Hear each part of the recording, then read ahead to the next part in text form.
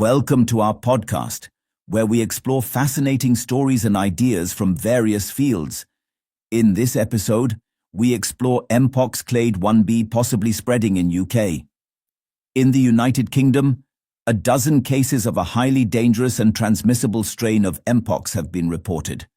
Most of these cases were in individuals who either recently traveled from Africa or those who have been in close contact with someone who had Mpox. However, the latest case was detected in someone who does not fit either of the bills. The identification of the Mpox strain in someone who has no travel history or links to other cases of the disease has sparked fears that the Clade 1b strain of Mpox could be silently sweeping across the UK. The Clade 1b strain is believed to be the more dangerous and transmissible strain of Mpox. Latest case of the Mpox strain has been detected in a person from the northeast. Given the patient's lack of travel history to Africa and links to any other patients, experts fear the new, more dangerous strain of Mpox may be sweeping across the UK.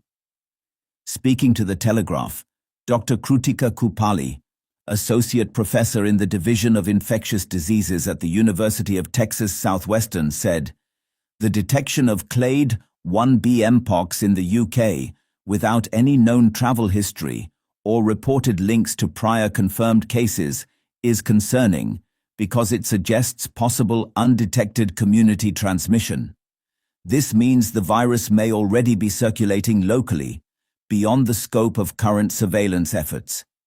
It also raises concerns about the potential for undetected spread amongst asymptomatic or mildly symptomatic individuals."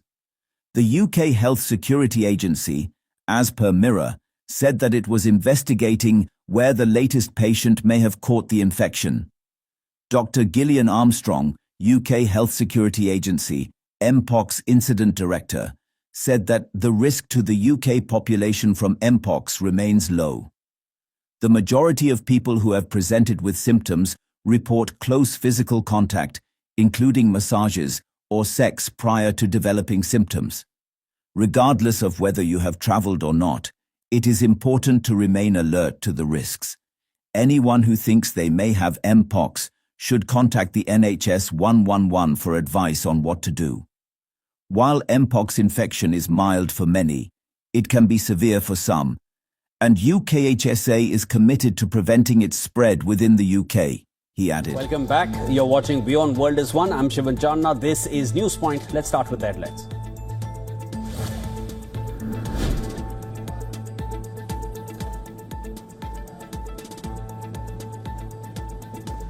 Yemen's Houthi rebels say Saudi American military movements are underway to launch an aggression against the group, threaten Saudi Arabia not to get involved or their oil fields will be targeted.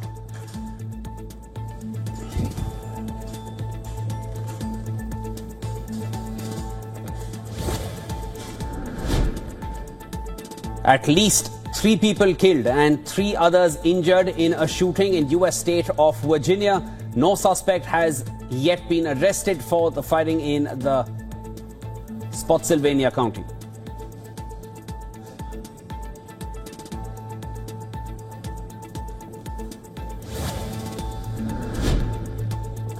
(2611) mastermind Tahoor Rana is expected to arrive in India as early as tonight after the US gave a go-ahead for his extradition last week.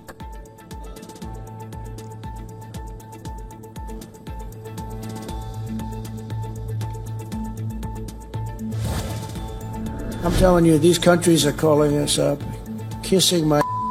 They are dying to make a deal. Please, please, sir, make a deal.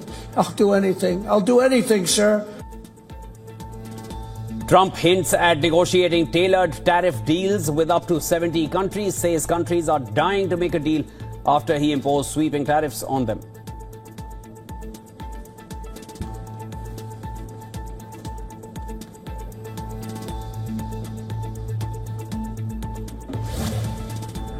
Additional tariffs on Chinese goods are in place effective midnight tonight at 104%.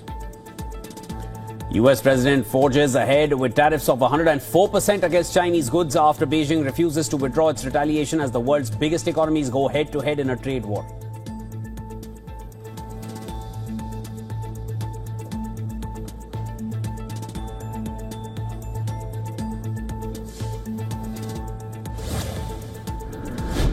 On Chinese goods.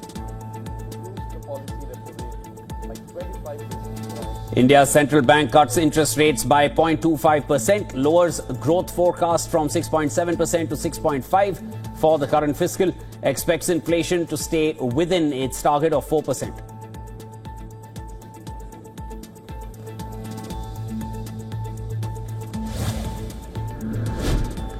Ukrainian emergency services battle fires in Kharkiv after Russian forces launch massive drone attacks. Kharkiv mayor says 3 people were injured in over 20 strikes and a series of explosions.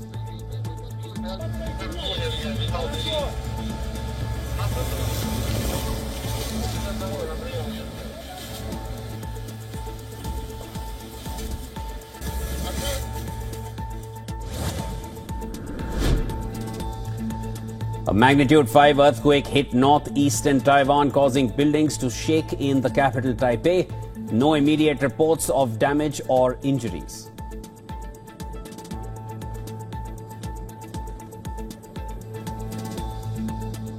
A humanoid robot recently took a journey to Lhasa's Potala Palace. The robot, equipped with cutting-edge AI, has not only become a major attraction for many, but also is an example of a perfect blend between modern technology and ancient culture. Take a look.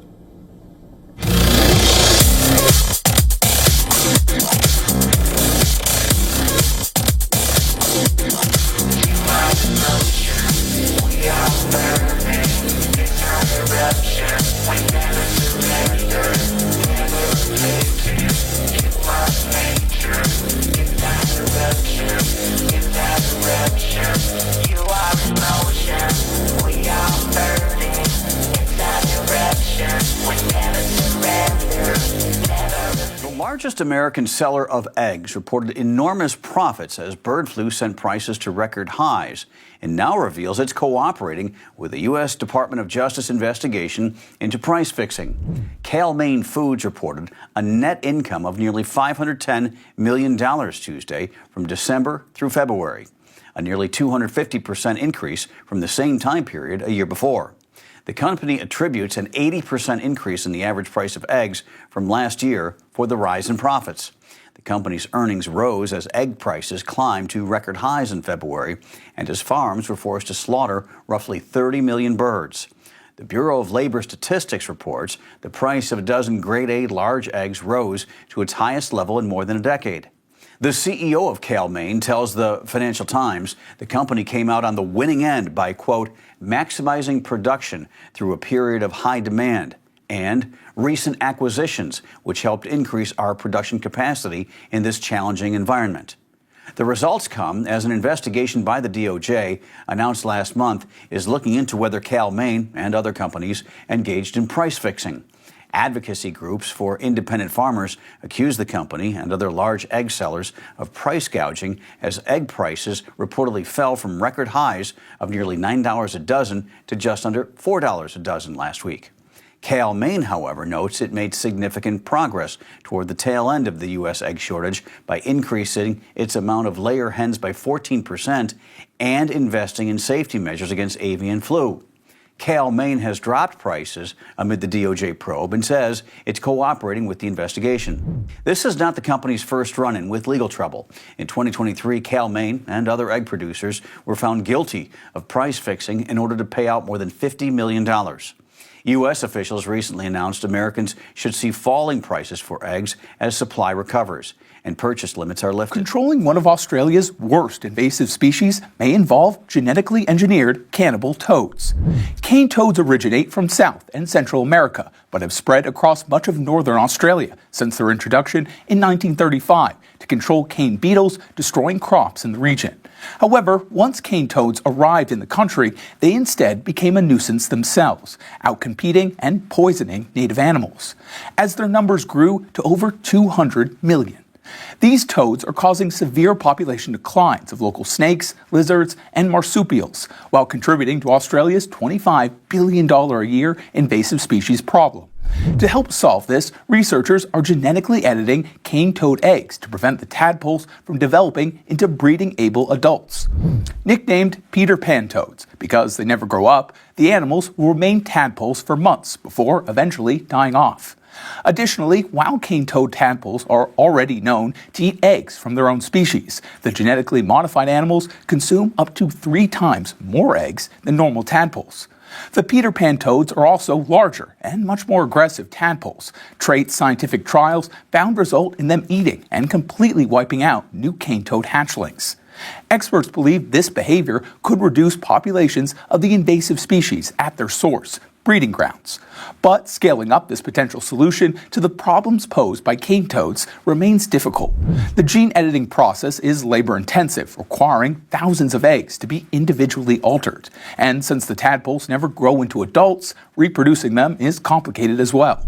As scientists work on potential fixes to these challenges, the Northern Territory Government of Australia is voicing cautious support, stating it is open to the novel idea so long as it poses no harm to native wildlife. Initial field trials of the bioengineered animals are scheduled to begin later this year in Western Australia, after a risk assessment is completed. That study will investigate those potential impacts on non-target species, including fish, turtles, and birds that may share the same habitat. Information which will be critical in helping determine whether the Peter Pan toads move from experiment to eventual implementation. Walk us through your thinking about why you decided to put a 90-day pause. Well, I thought that people were jumping a little bit out of line. They were getting yippy, you know? They were getting a little bit yippy, a little bit afraid, unlike these champions, because we have a big job to do. No other president would have done what I did. No other president. I know the presidents, they wouldn't have done it. And it had to be done. What was happening to us on trade, not only with, you know, if you look at it, not only with China, but China was by far the biggest abuser in history, and others also, but somebody had to do it. They had to stop because it was not sustainable. Charles Schwab was here a little while ago, one of the great financial people, and he said he's been waiting for 40 years for somebody to do what I did over the last month.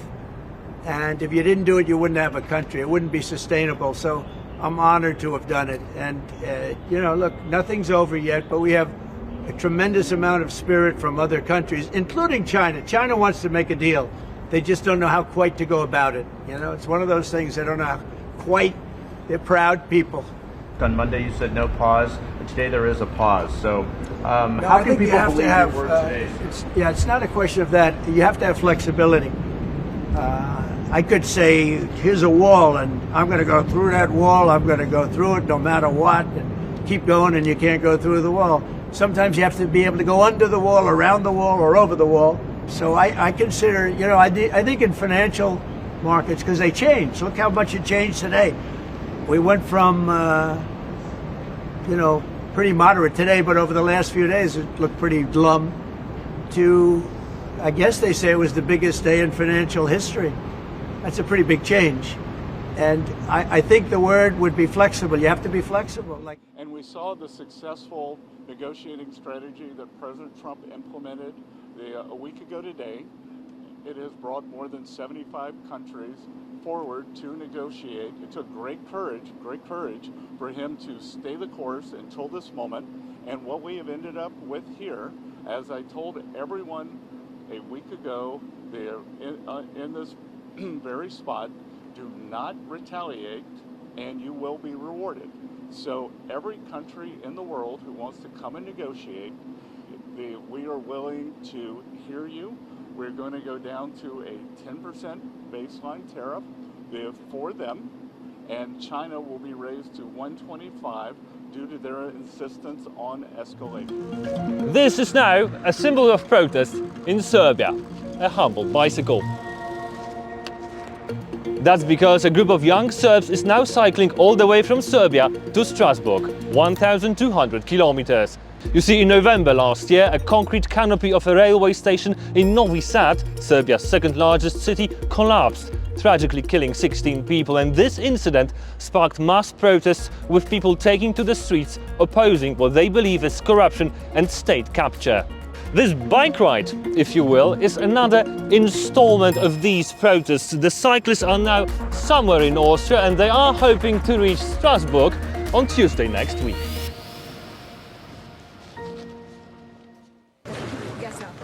Following in the footsteps of Spain, Norway and Ireland, Emmanuel Macron says France could become the next European country to officially recognize Palestine's independence. A major policy switch for a nation which had until now refrained from antagonizing Israel, and a boost for Palestinians' long-standing quest for statehood. In 1947, the UN voted a partition plan which would have created two nations, Israel and Palestine, but Arab states and Palestinian representatives rejected the plan. Followed a series of wars in which Israel gradually occupied the West Bank and the Gaza Strip, and in 1987, the First Intifada pushed the battle for independence into the spotlight.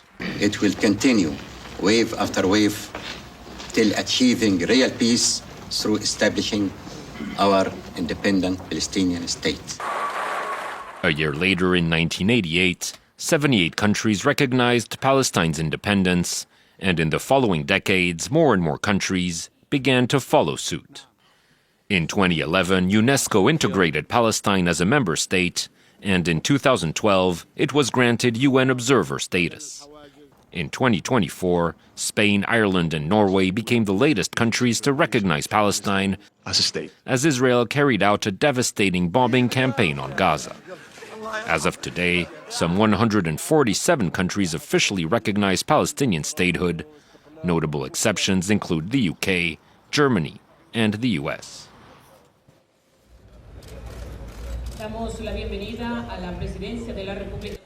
Today, the Panama Canal faces ongoing threats.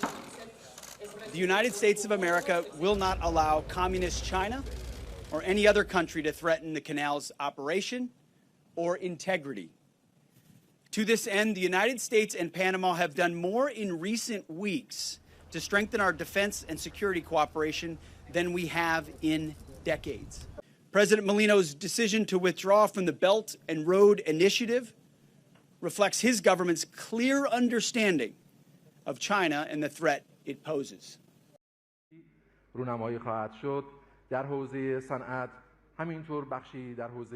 ما گفتگو میکنیم همونجور که مقام معظم رهبری فرمودن غیر مستقیم و با عزت و سربلندی و هر ضمانتی برای این که لازم باشه که ما به دنبال بمب هسته‌ای نیستیم. هر وقت 10 بار 100 بار 1000 بار اومدم بررسی کردم بازم بیام ما به دنبال بمب هسته‌ای نبودیم نیستیم و نخواهیم بود. اصلا مقام ایشون با سرمایه گذار آمریکایی تو کشور هیچ گونه مخالفتی ندارن. سرمایه گذار بیاد سرمایه گذاری بکنه. Israeli Prime Minister Benjamin Netanyahu is reportedly pushing the US to halt a proposed arms sale to Turkey. Specifically, Netanyahu has been pressuring the US Secretary of State Marco Rubio to block the transfer of the stealth fighter jets to Ankara. According to a report by Middle East Eye, which cites senior Western officials, conversations between Netanyahu and Rubio have reportedly taken place over several private phone calls in March and April. At the center of Israel's concern is Turkey's expanding footprint in war-torn Syria. The Israeli government fears that if Turkey acquires advanced fifth-generation fighter jets like the F-35, it could shift the regional balance of power, especially in the skies over Syria, where Israel has long operated with relative impunity. Well, the F-35 is not just any combat aircraft. Manufactured by Lockheed Martin, it's a stealth-capable, multi-role fighter loaded with cutting-edge sensors, radar jamming technology, and the ability to deliver over 8,000 kilograms of armament. It can hit targets more than 2,000 kilometers away, flying at speeds of up to 1,900 kilometers per hour. Israel knows this firsthand. The F-35 has become the linchpin of the Israeli Air Force. These jets have spearheaded strikes deep into Lebanon, Yemen, even Iran, which is precisely why Netanyahu is now reportedly lobbying hard to keep this aerial advantage exclusive to Israel in the region. Netanyahu views Rubio as a critical ally in this effort. Rubio has long maintained an aggressive stance on Turkey, particularly under the Turkish President Recep Tayyip Erdogan. With Rubio now serving as the U.S. Secretary of State, Israel reportedly sees a window of opportunity to stop the sale dead in its tracks. Netanyahu says he spoke directly with Trump in their meeting at the White House on Turkey's ambitions in Syria. Netanyahu stated that he does not want Syria to become a launchpad for attacks against Israel. We also discussed the situation in Syria. We've had neighborly relations with Turkey that have deteriorated, and we don't want to see Syria being used by anyone, including Turkey, as a base for attack in Israel. Turkey is a country that has a great relationship with the United States. The president has a relationship with the leader of Turkey. We discussed how we can avoid this conflict in a variety of ways, and I think we can't have a better interlocutor than the President of the United States for this purpose. Trump offered himself as a neutral mediator, pointing out to his friendly ties with Erdogan as a possible diplomatic bridge. These developments come amid increasing Israeli concerns over Turkey's growing involvement in Syria, particularly its support for the HTS-led government that overthrew Bashar al-Assad in December. And since then, Israel has conducted multiple cross-border air raids and limited ground operations to prevent Syrian forces from establishing any permanent presence near Israeli territory. Recently, Israel also accused Turkey of creating Syria as a de facto Turkish protectorate. So will Netanyahu be able to block the F-35 deal? More importantly, will the Trump administration agree to Israel's demands? That remains to be seen.